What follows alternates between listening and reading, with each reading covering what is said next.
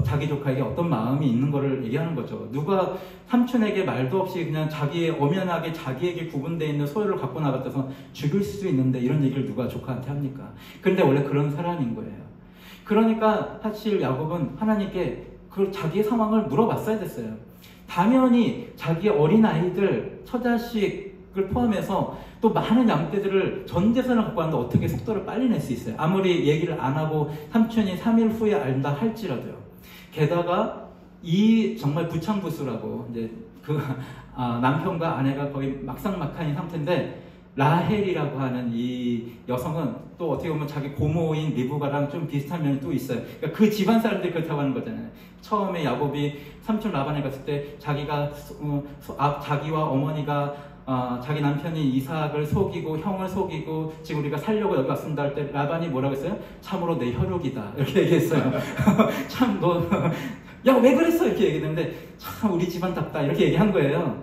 근데 라반의 딸 중에 라헬이라고 하는 딸이 어떻게 했냐면 자기 아버지의 우상, 개인 우상을 훔쳐왔어요.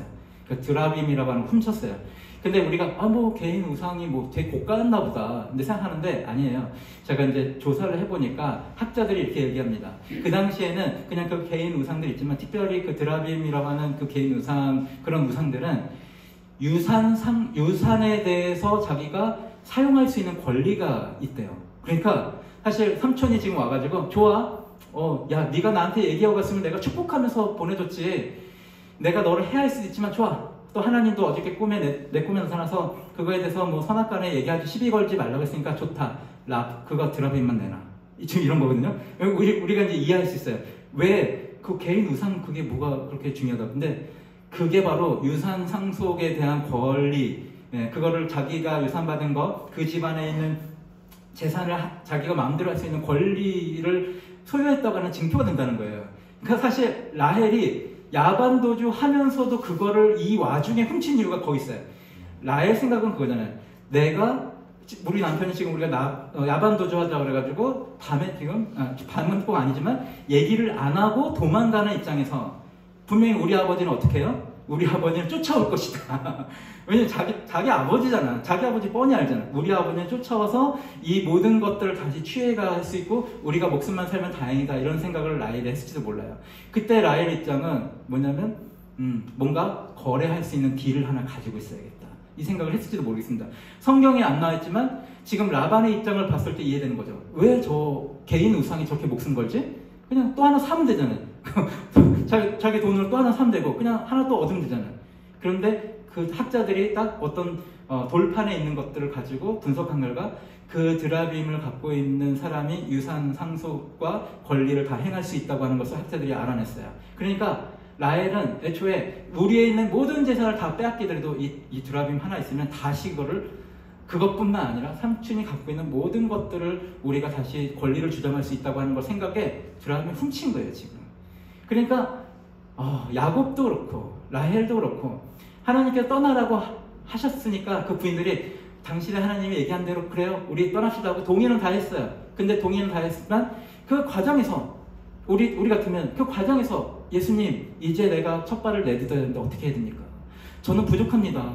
그리고 우리의 상황들은 쉽게 도망갈 수 있는 상황이 아니에요. 예수님 그럼 한 발 한 발 우리가 어떻게 해야 됩니까? 그러니까 한 발마다 한 과정마다 예수님께 여쭤보면서 그것을 행해야 되는데 일단 말씀 하나만 듣고 그 어머니 리브가 했던 것처럼 그러면 우리 둘째의 후손이 섬김을 받아내니까 장자권 내가 속여가지고 가져가요. 이렇게 했던 것처럼 똑같은 거예요. 아들이 똑같은 일을 했어요.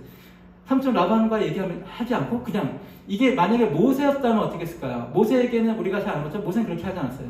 모세에게 하나님이 내 백성을 애굽에서 이제 이끌어내라 할 때 모세가 내 능력이 부족하고 애굽의 군사력이 당시에 그 동네에서는 막강한 국가인데 그러면 어떻게 되지? 그러면 조를 나눠가지고 조금씩 매일 밤마다 우리 민족을 조금씩 탈출시켜야겠다. 이런 계획을 세웠다면 완전히 엉망이 됐을 거예요.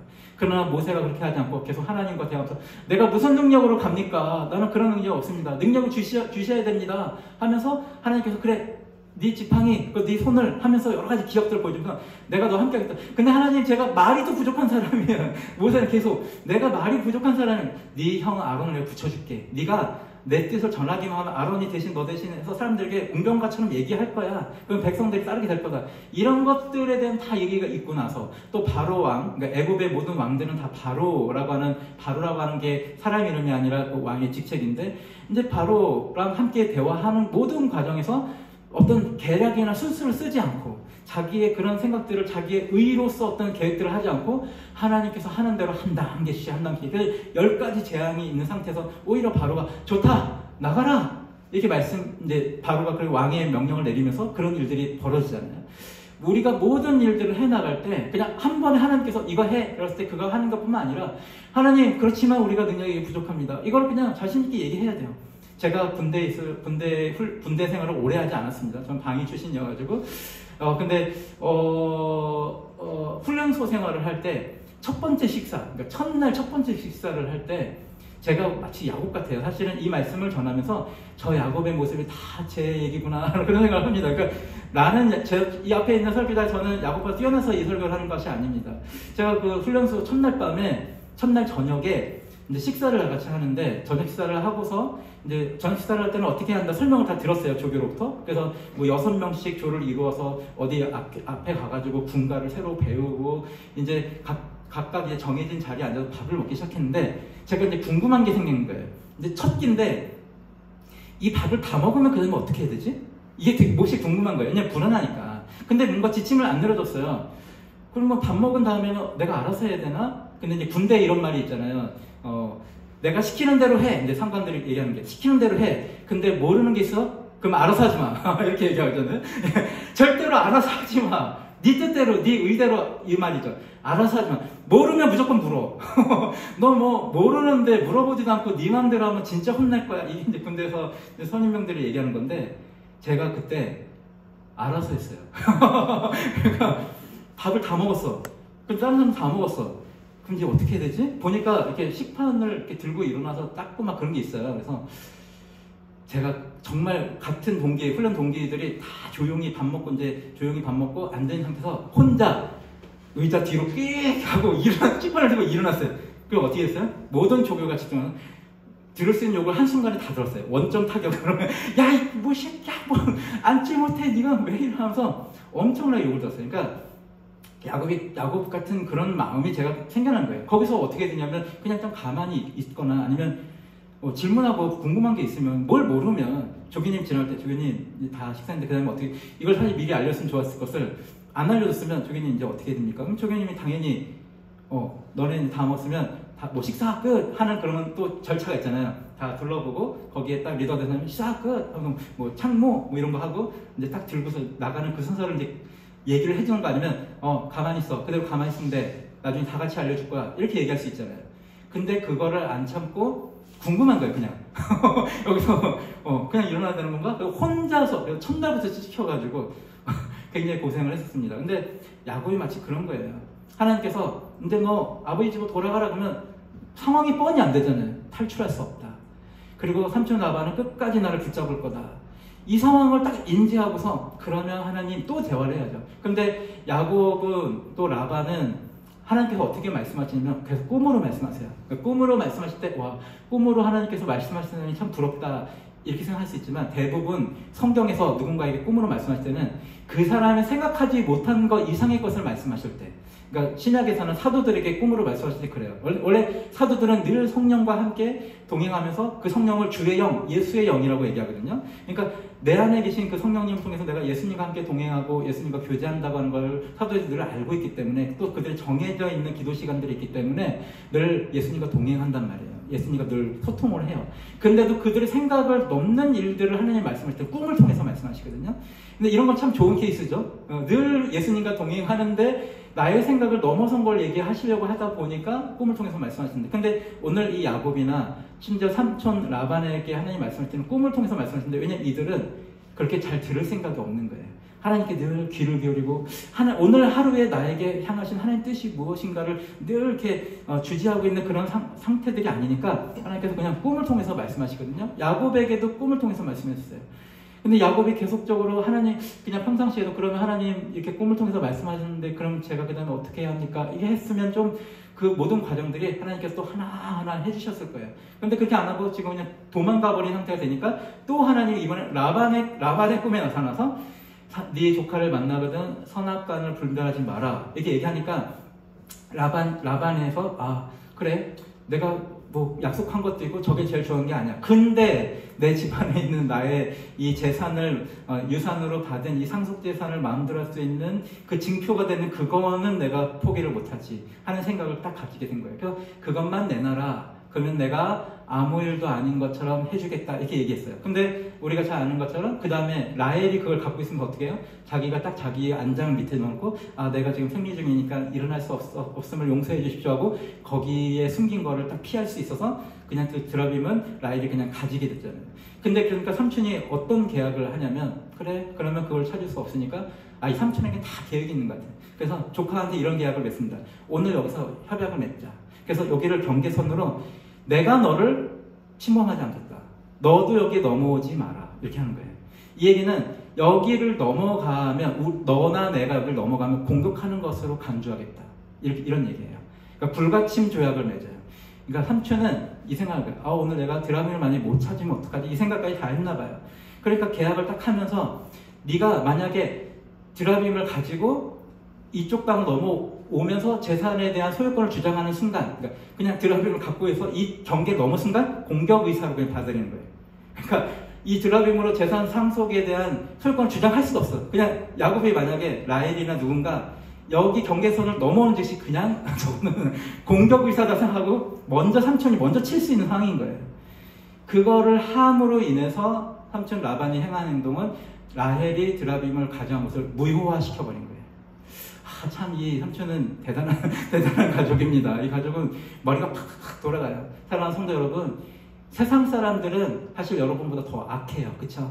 여기 계신 분도 난 착하지 않은데 그렇게 생각하실 수도 있겠지만 사실 더 많이 악하고 더 많은 술수를 씁니다. 심지어 같은 교회를 다녀도 더 많이 술수를 쓰는 사람들이 얼마나 많은지요.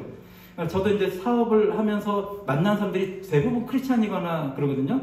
넌크리스찬과도 같이 하긴 하지만 대부분 크리스찬인데 머리 돌아가는 소리들이 막 들려요. 그리고 자기의 살궁리들 다 마련하면서 자기의 살궁리 마련하고 남은 돌아보지 않는 사람들이 또 되게 상당히 많이 있습니다. 그러니까 그 사람들은 항상 목표가 내가 어떻게 하면 돈을 벌 것이냐, 내가 어떻게 하면 저 사람보다 돈을 더 많이 벌 수 있도록 저 사람을 누르고 저 사람을 앞서서 혹은 저 사람보다 내가 더 줄을 잘 대서 벌 것이냐, 이걸 항상 생각한단 말이에요. 삼촌 라반이 그런 사람이에요.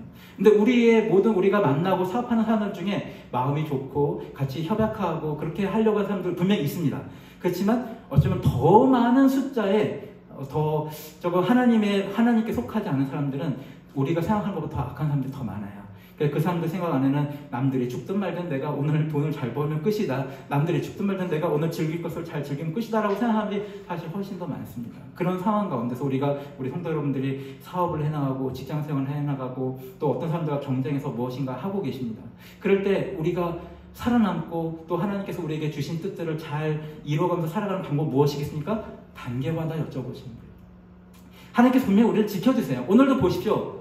야곱을 하나님께서 지켜주시지 않습니까? 하나님이 지켜주세요. 야곱이 설령 하나님께 여쭤보지 않고 그냥 단순한 명령 하나를 가지고 가더라도 지켜주십니다. 그렇지만 그 하나님께 단계마다 여쭤봤을 때에 그냥 일어날 수 있는 더 평안함과 또 기쁨과 안락함과 이런 것들이 있을 수 있는데 그냥 그러지 않고 그냥 질러버린단 말이에요.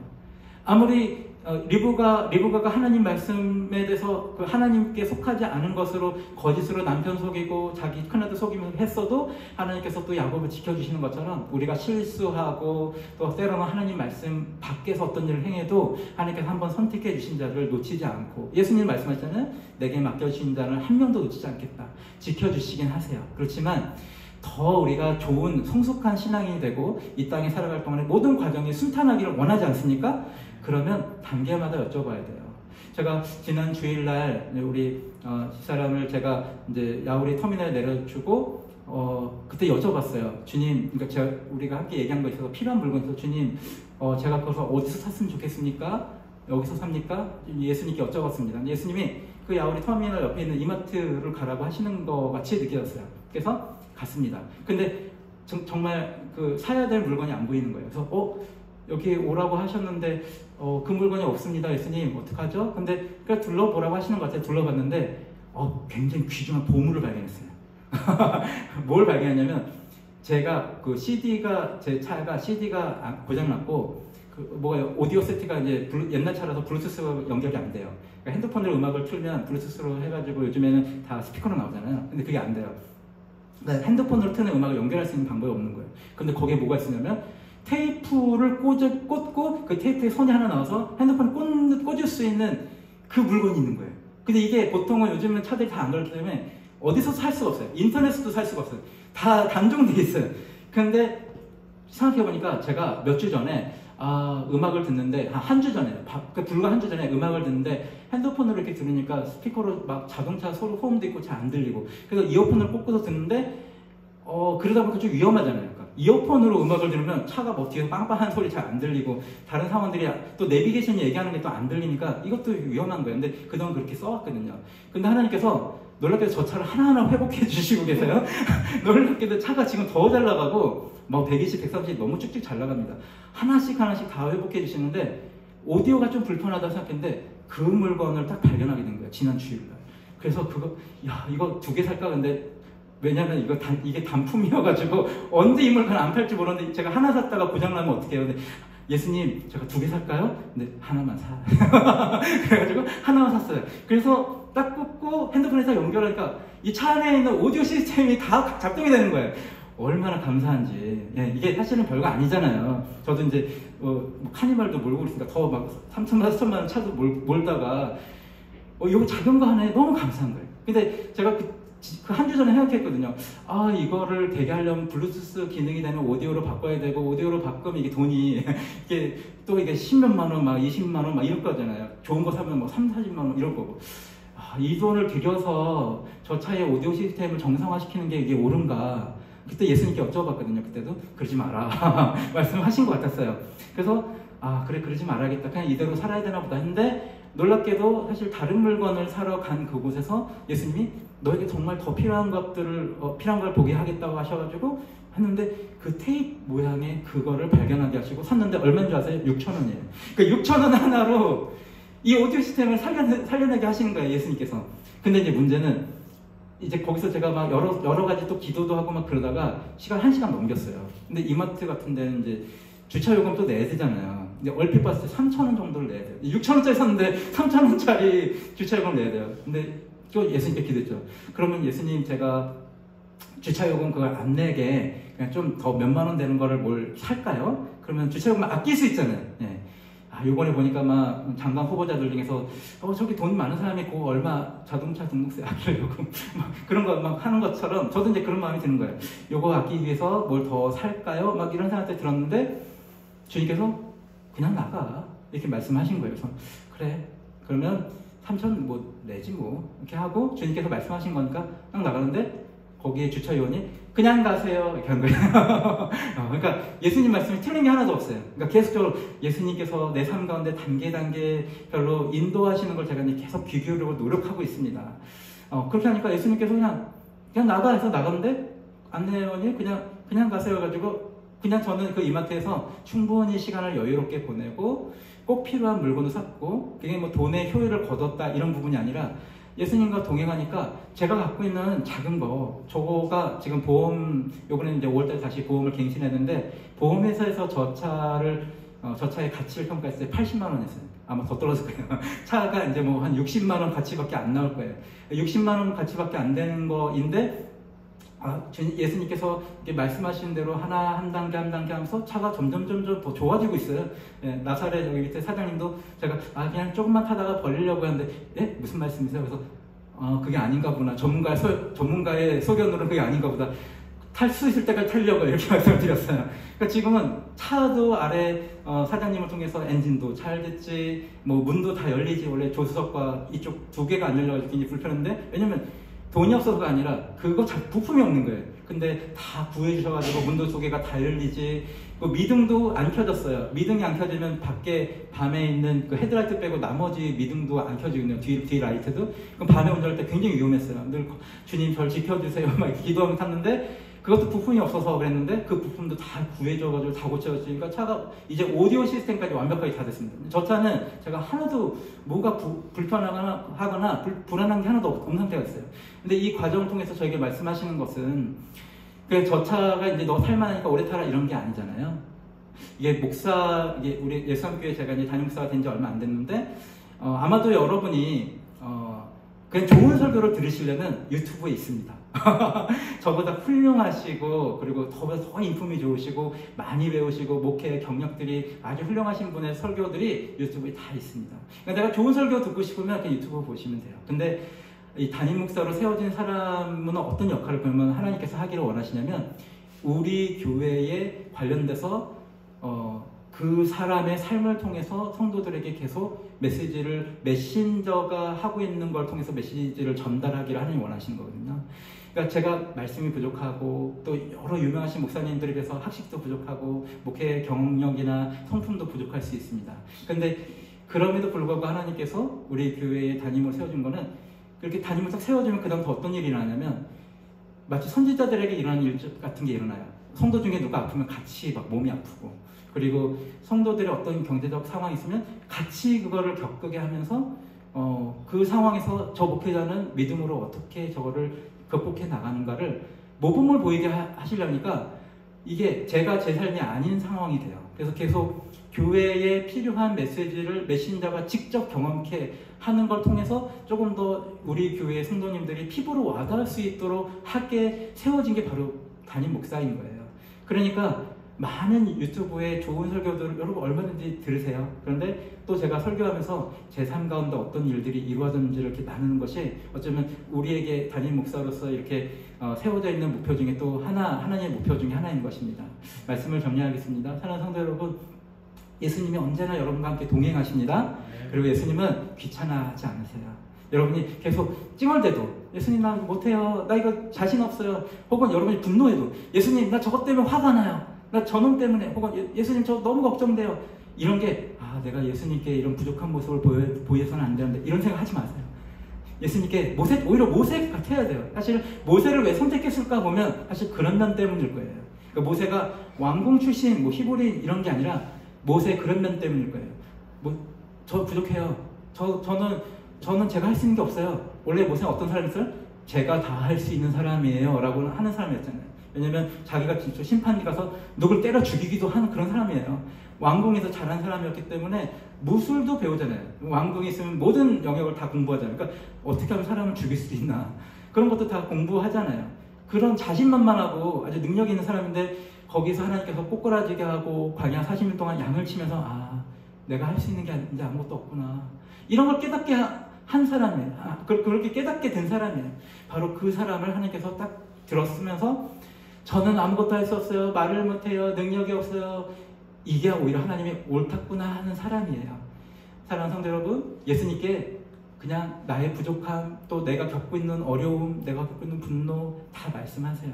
그리고 한 단계 한 단계 할 때마다 친절하게 우리의 목자가 되시는 예수님, 목자가 되신다고 하시잖아요. 예수님은 나의 선한 목자가 되신다고 하잖아요.